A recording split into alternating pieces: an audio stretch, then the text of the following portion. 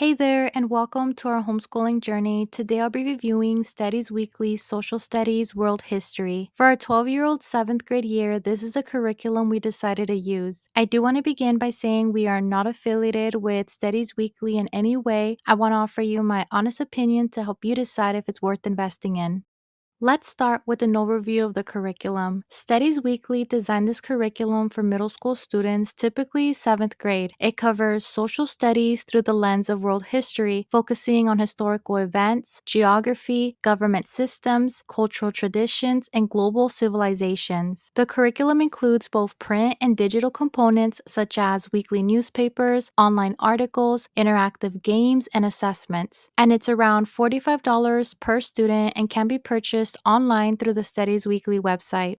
One of the strengths of this curriculum is its newspaper style format. I love how the colorful weekly issues are visually engaging and easy to digest. Another strength is the combination of print and digital resources. This has been really helpful for keeping our child interested through multimedia activities and self-paced online learning. I also appreciate how it presents global perspectives and historical timelines clearly. This has made homeschooling history more interactive and less overwhelming.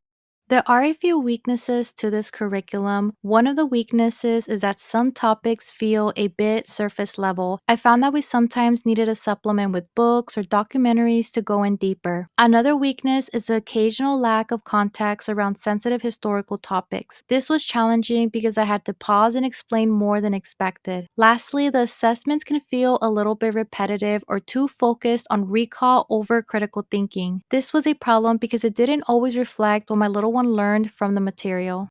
Overall, I believe this curriculum is a fun, flexible, and affordable way to introduce world history to middle school students. I think it's a great choice for families looking for a simple, visually appealing curriculum that pairs well with discussions and additional enrichment. However, if you're looking for a more in-depth or classical approach to history, then it may not be a good choice for you.